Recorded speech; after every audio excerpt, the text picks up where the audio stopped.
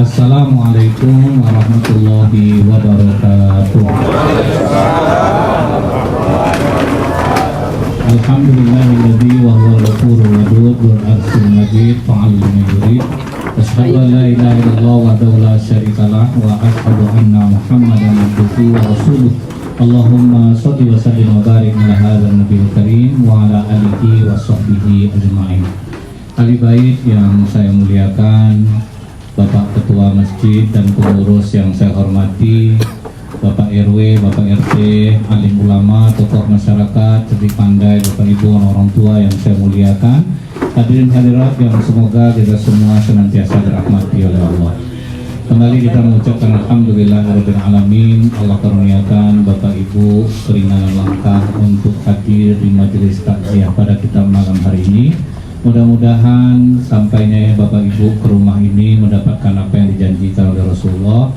Seluruh bala musibah dari rumah ahli bait dikeluarkan bersama kita nanti ketika kita pulang dari sini, dan kita yang datang mendapatkan ampunan dari Allah Subhanahu wa taala. Bersalawat kita kepada Rasulullah SAW dengan ucapan Allahumma sholli ala sayyidina Muhammad wa ala ali sayyidina Muhammad. Semoga dengan ringannya lisan kita ini bersolawat, kita mendapatkan syafaat di yaumil akhir kelak. Ketika ruh seorang hamba itu dicabut, Bapak Ibu, walaupun Allah itu maha tahu, tapi Allah bertanya kepada malaikatnya, sudahkah kau cabut nyawa hambaku? Kata malaikat, sudah ya Allah. Apa kata keluarga yang ditinggalkan? Mereka memujimu ya Allah dengan mengucapkan inna lillahi wa inna ilaihi raji'un. Maka kata Allah, bangunkan rumah di surga untuk keluarganya. Berilah nama rumah itu rumah pujian. Kenapa sampai sebesar itu dikasih Allah? Karena kehilangan itu merupakan sesuatu yang sangat menyedihkan. Jangankan kita lagi Bapak Ibu, Rasulullah saja ketika mendengar anak beliau yang bernama Ibrahim meninggal, Pak, begitu Rasulullah sampai ke situ, menetes air mata Rasulullah. Waktu itu dipertanyakan oleh Abdurrahman bin Auf, ya Rasulullah, bukankah engkau melarang kami menangis? Kata Rasulullah, tangisan itu adalah rahmat dan kasih sayang Allah. Yang aku larang kalian meratap. Jadi jangan Bapak Ibu larang-larang orang nangis kalau sedang kematian, Bu. Jangan boleh kita nangis, sabar kita. Jangan Pak, biarkan aja nangis. Nangis itu tidak apa-apa. Yang tidak boleh itu adalah meratap. Nah, itu bedanya Pak. Karena saya sering mendengar kalau ada orang nangis dekat mayat, tidak boleh nangis, nanti tersiksa mayat. Mayat tidak tersiksa karena tangisan waktu itu. Yang tersiksa itu adalah karena ratapan. Misalnya dia masih muda, Bu, meninggal suaminya. Sudah itu dia menangis, sonde bang, aku muda, baru umur aku 34, dulu banyak yang mau sama aku ketinggalkan gara-gara abang. Lupa pendeklah umur abang, nah itu yang tidak boleh Pak. Tapi kalau nangis tidak ada jadi masalah. Jadi dari sini kita tahu bahwa Rasulullah pun, seorang Habibullah, dia pun bersedih ketika kematian. Apa kata Rasulullah, Pak? Kalau kalian tertimpa musibah kematian, kenang musibah kematian yang menimpa aku, maka akan terasa ringan penderitaan kalian. 6 bulan dalam kandungan, bapak meninggal. Tidak pernah menengok bapak, Bu. Cuman, di balik sebuah musibah kematian itu, Pak, ada hikmah yang tidak bisa kita kadang-kadang menilai secara Allah ini, Bu, ya. Pas disampaikan, kenapa Allah mewafatkan ayah Rasulullah di saat Rasulullah masih di dalam perut ibunya? Jawaban para ulama, Allah ingin Rasulullah tidak punya dosa kepada ayahnya. Nah, itu hikmahnya, Pak. Sebab di dalam Islam ini, Bapak Ibu, surga di bawah telapak kaki ibu, pintu tengah surga itu adalah ayah.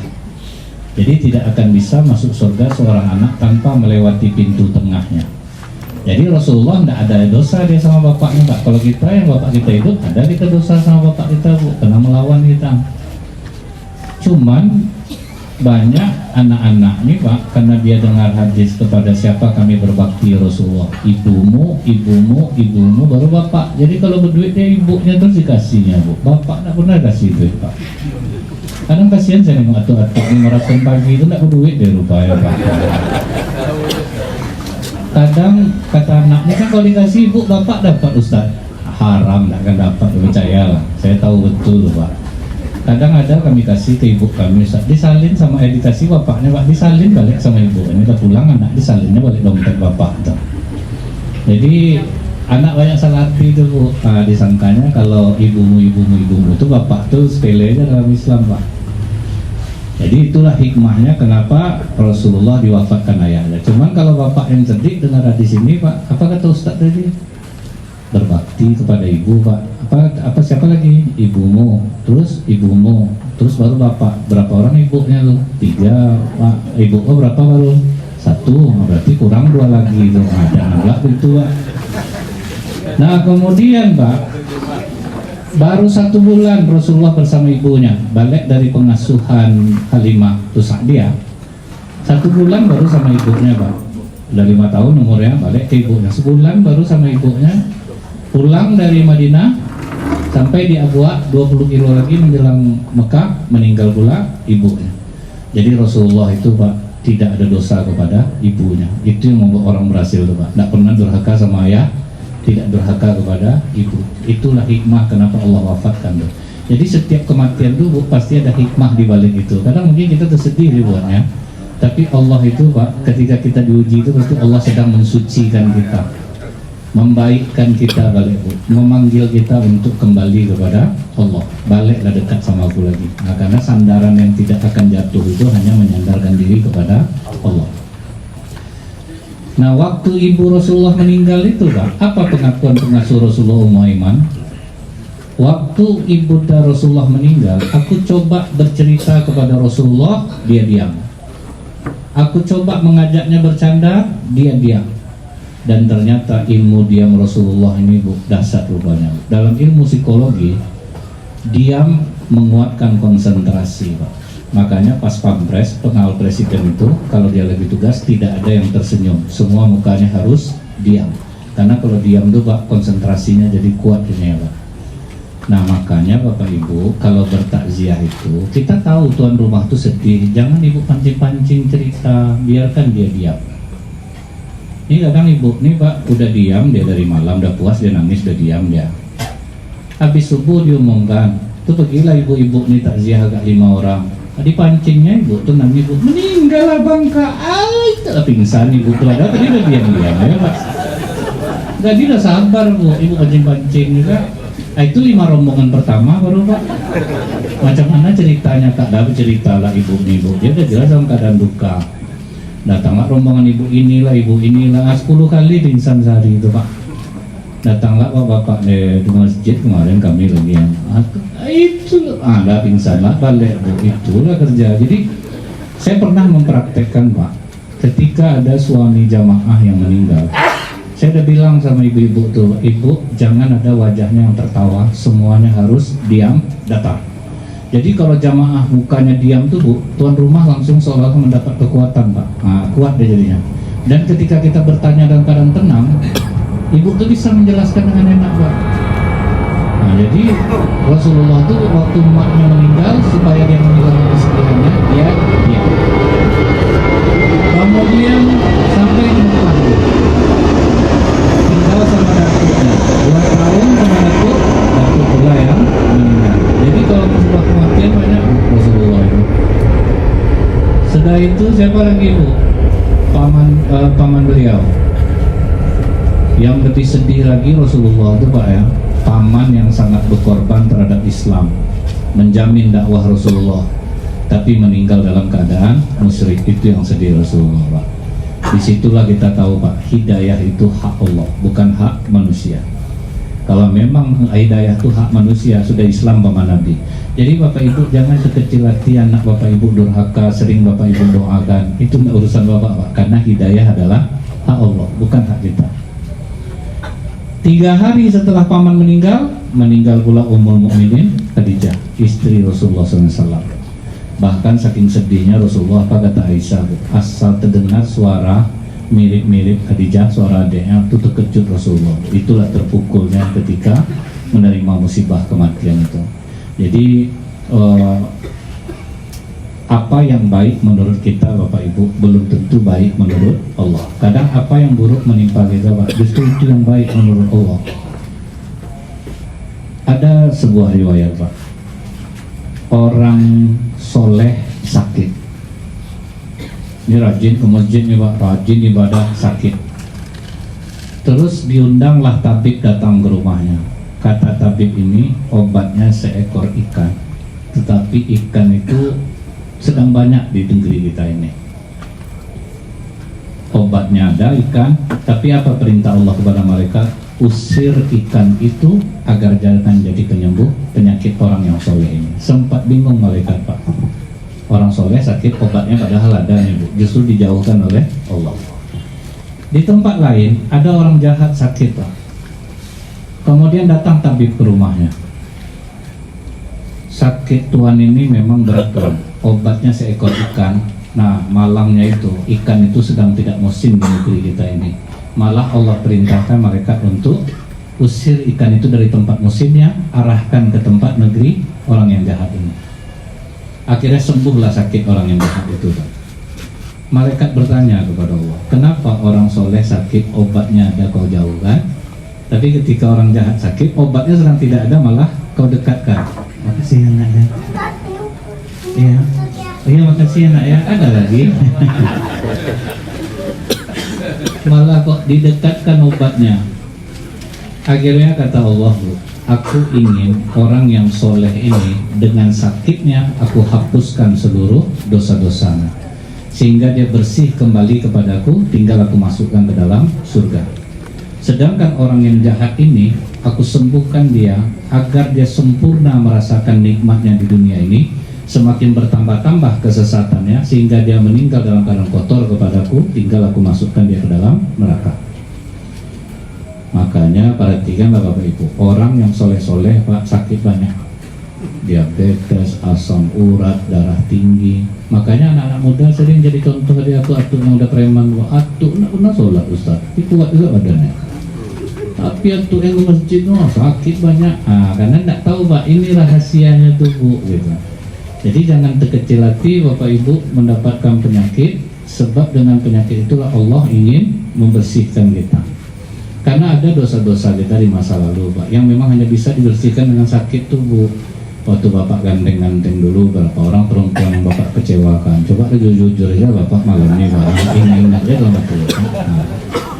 Bapak harap kasih dia harapan. Nah, kan udah tua nih baru baik nih Bu ya. Macam ibu dulu waktu jadi cantik, laki-laki yang ibu iya kan tak tahu ibu tinggal dia. Itu yang mau dihapuskan tuh Pak, dosa-dosa itu. Nah, jadi dari sini kita tahu Bapak Ibu, ternyata cara Allah itu beda dengan cara pandang manusia nih Pak. Nah, cuman ketika Rasulullah pergi ke kubur Bu, kata Rasulullah, dua orang yang di dalam kubur ini sedang disiksa oleh Allah, bukan karena dosa besar. Ini yang harus kita persiapkan nih Pak. Yang satu, istanzihu minal baul fa inna amatan azabul kubri minhu. Kebanyakan azab kubur itu karena kencing yang tidak dibasuh. Jadi untuknya sepele itu. Makanya sebenarnya dari laki-laki atau perempuan pipis itu jongkok. Sebaiknya seperti itu. Nah, untungnya secara kesehatan apa Pak? Kalau laki-laki pipisnya jongkok, dia terhindar dari penyakit prostat. Yang menyebabkan laki-laki kena prostat itu karena kencing berdiri Bu, sebab kakinya sedang menahan berat tubuh, dia harus mengeluarkan kencing. Nah, itu yang membuat prostat tuh. Jadi kalau orang kencing jongkok itu tidak akan terkena prostat, insya Allahnya begitu Pak. Nah, kemudian Bapak Ibu, timbullah pertanyaan orang, kejam betul Allah nih, hanya gara-gara kencing sampai dia diazab di kubur. Ternyata Pak, maju ilmu kedokteran baru kita tahu ternyata kencing kita itu mengandung garam fosfat Bu. Garam fosfat ini kalau kita jemur kencing kita di atas atap tuh Pak, jadi kaca semua Pak. Jadi kalau kita tidak cuci, yang bahaya istri bisa kena kanker rahim, kemudian laki-laki bisa kena kanker kelamin karena kaca itu yang melukainya Pak. Nah, apalagi sempat tidak dibasuh-basuh gitu Pak kan. Nah, kemudian yang kedua yang disiksa dalam kubur tuh Pak, wa inna ba'dakum illallah masya'u bin namimah al-mufarriqu bainal ikhwan. Orang yang suka mengadu domba dan memecah belah antar sesama saudara. Nah, ini yang banyak kena orang-orang soleh nih Pak. Sebab Rasulullah mengatakan iblis itu berikrar dia, aku memang putus asa karena tidak disembah oleh orang sholat. Nah, Iblis itu nengok bapak ibu sholat, dia putus asa bu. Tetapi aku tidak akan pernah putus asa mengadu domba mereka. Makanya itu banyak kita ribut jadinya bu. Bertanya lah orang ke saya, kenapa orang kalau di masjid tuh sering ribut Ustaz? Kalau rapat tuh sering mengamuk-ngamuk dia. Saya bilang karena orang di masjid itu orang-orang baik, iblis tidak suka. Tapi coba perhatikan preman ngumpul, Pak. Pasti kompak, Pak. Akrab, Pak. Ketawa-ketawa dia. Kenapa itu Ustaz? Karena dia kawan iblis. Nah, mungkin lah sesama kawan diganggu oleh iblis, Pak. Makanya iblis itu preman itu kompak, Bu. Cuman kita yang udah sadar nih Pak, hati-hati lah betul kita dengan dua hal ini nih Bu. Dan ternyata Bapak Ibu, akhirnya memang terbukti Pak. Apa kata Dokter Khalid Jabir, dokter jantung di Rumah Sakit Jantung Angkatan Bersenjata di Riyadh. Itu sampai dia bukukan Bu. Dia melihat orang-orang soleh yang meninggal selama di rumah sakit itu. Yang terpana dia, maka ditaruhnya di depan Pak, kisah itu di buku dia. Ada seorang pemuda umur 17 tahun kena peluru nyasar waktu di Mekah. Kemudian masuklah anak ini ke Rumah Sakit Jantung Angkatan Bersenjata di Riyadh. Waktu dokter sibuk mau memasangkan alat, apa kata anak ini Pak? Jangan dipasang alatnya dokter, saya insya Allah mau meninggal dan saya sudah mencium bau surga. Kata anak ini Bu, tolong teleponkan ibu saya. Telepon ibunya Pak, datang ibunya, menangis ibunya, dia larang ibunya menangis, jangan menangis ibu, aku akan masuk surga, aku sudah mencium baunya. Akhirnya tidak jadi dipasang alat-alat itu Pak. Setelah dia meninggal Bu, malamnya itu ditelepon oleh Dr. Khalid Jabir nih, ini dia sudah meninggal, tolong datang, mau dicek lagi nih Pak. Pas dia datang, diperiksanya itu jam 2 malam Bu. Setelah diperiksa oleh Dr. Khalid Jabir ini, jam 2 malam lewat sedikit itu Pak, langsung beruduk Dr. Khalid Jabir. Ditanya sama perawat, dokter mau beruduk, mau sholat apa? Sholat subuh. Baru jam 2 lewat baru dokter. Loh, saya dengar suara azan dari mana? Pasti pasangnya balik stetoskop tuh Pak, rupa dari dada anak itu Bu, suara azan itu. Dan itu Pak, itu semua orang di Mekah tahu tentang ini Pak. Di share Bu berita tentang anak umur 17 tahun ini. Akhirnya banyak dokter minta cuti untuk merenung diri Pak. Anak semuda itu Bu percaya diri dia bahwa dia akan masuk surga. Akhirnya ditanya ke ibunya Pak, apa amalan anak semuda ini? Terus kata ibunya, dia selalu datang sebelum azan di masjid. Jadi dia hadir ke masjid itu sebelum azan. Jadi itulah mungkin Pak terekam suara azan itu di dalam dada anak ini. Kemudian dia selalu membangunkan kami sholat subuh. Rupanya itu amalannya Bu. Jadi kata Dr. Khalid Jabir nih, semua orang meninggal, jantung orang jahat, orang baik itu sama aja. Cuman cara Allah, skenario Allah untuk membuat orang kembali kepadanya itu Pak. Ada orang udah meninggal masuknya Pak ya, bisa dihidupkan balik oleh Allah Bu, hanya untuk mengucapkan kalimat la ilaha illallah Pak. Kemudian mukanya tadi bengkak datangnya. Setelah dia mengucapkan la ilaha illallah itu Bu, bagus balik badannya seperti tidak pernah punya penyakit sebelumnya. Nah itu yang dia bukukan, itu banyak di Gramedia Pak, Dr. Khalid Jabir. Dia semua kejadian di rumah sakit dia tuangkan di dalam buku itu tuh Pak. Tetapi di Pakistan ada anak umur 17 tahun Bu, meninggal dunia. Kemudian Pak, setelah dia wafat itu udah dikuburkan, risau di bapaknya Pak. Dibongkarnya kuburan anak itu sambil di videonya Pak. Rupanya anaknya yang 17 tahun tadi langsung berubah, mukanya penyok seperti habis kena pukul Bu. Itu badannya menghitam Pak. Apa kata bapak ini sambil video? Saya memvideo anak saya ini bukan ingin membuka aib keluarga. Saya ingin orang Islam tahu bahwa azab kubur itu memang ada. Anaknya bandel Bu, tidak pernah mau disuruh sholat Pak. Itu tuh lah kena ya. Jadi terbukti itu Pak, dan yang bukti nyata itu Bu adalah Kemal Atatürk, presiden Turki yang sangat membenci Islam. Dia orang Islam Pak, tapi dia benci dengan aturan Islam. Perempuan tidak boleh berjilbab, azan harus pakai bahasa Turki, kemudian minum-minum boleh asal yang ribut, berzina boleh asal suka sama suka. Ulama Turki yang menentang waktu itu dihukumnya Bu. Tapi Bapak tahu di dunia aja udah kena azab ya Pak. Beberapa bulan sebelum dia meninggal Bu, tidurnya harus pakai es batu Pak. Dan itu masih ada foto Pak, dia tidur pakai es batu. Itu udah tua Bu, tidur harus pakai es batu. Badan tuh panas. Sore harus dibawa bekapal-kapal Pak untuk mendingin-dinginkan badan yang panas itu Pak. Komplikasi penyakit, begitu dia meninggal Pak, tidak satu orang pun ulama Turki yang mau menyelenggarakan jenazahnya Bu. Sampai 3 hari Pak, memohon keluarganya. Akhirnya melunaklah para ulamanya Pak. Tetapi apa yang terjadi itu? 15 lubang digali, mental mayat itu keluar balik Pak. Dan itu ditutup oleh orang Turki ceritanya Pak, supaya Kemal Atatürk itu tidak nampak buruknya itu Bu. Makanya dia masih dikagumi oleh orang Turki. Sementara sejarah itu orang banyak yang mengutipnya.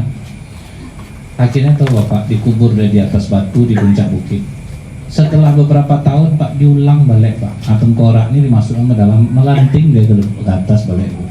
Akhirnya sekarang dikuburkan dia di bawah batu, yang berat batu itu dengar kabar Bu sekitar 4 tonan untuk mengimpit itu Pak, supaya jangan mental lagi dia ke atas. Dan orang yang berziarah ke sana Pak, kalau orang-orang beriman Bu, akan merasakan bau yang sangat amis. Jadi sebelum masuk sana disemprotkan dulu parfum oleh orang itu Bu, karena baunya itu sangat amis. Tapi kalau orang yang hanya berkunjung hanya jalan-jalan Bu, itu tidak akan tercium busuknya. Jadi itulah Bapak Ibu, beruntunglah Bapak Ibu yang menjaga sholat, karena memang terlalu banyak kejadian nyata baik di masa lalu dan sekarang yang diperlihatkan oleh Allah. Nah, cuman yang terakhir Bapak Ibu, ketika orang tua meninggal, jadi orang tua ini besok di surga Pak, terlalu tinggi derajatnya tuh, sehingga orang tua ini terkejut Bu, ya Allah, rasanya aku tidak ada mengamalkan ini, kok bisa posisi aku sangat tinggi di surga ini. Kata Allah, bistighfar waladikala, inilah doa dari anak-anakmu di dunia. Nah, salah satu cara untuk berbakti kepada orang tua setelah wafatnya, yang pertama berdoalah untuknya, yang kedua bersedekahlah atas namanya. Nah, itulah yang meninggikan posisi orang tua nanti di surga. Jadi mudah-mudahan keluarga yang ditinggalkan diberikan Allah kesabaran, ketabahan. Pak Tamrin Nasution dimasukkan Allah ke golongan hamba-hamba Allah yang bertakwa, dilapangkan kuburnya dan dimasukkan menjadi hamba-hambanya yang soleh. Subhanakallahumma bihamdika, asyhadu an la ilaha illa anta, astaghfiruka wa atubu ilaik. Assalamualaikum warahmatullahi wabarakatuh.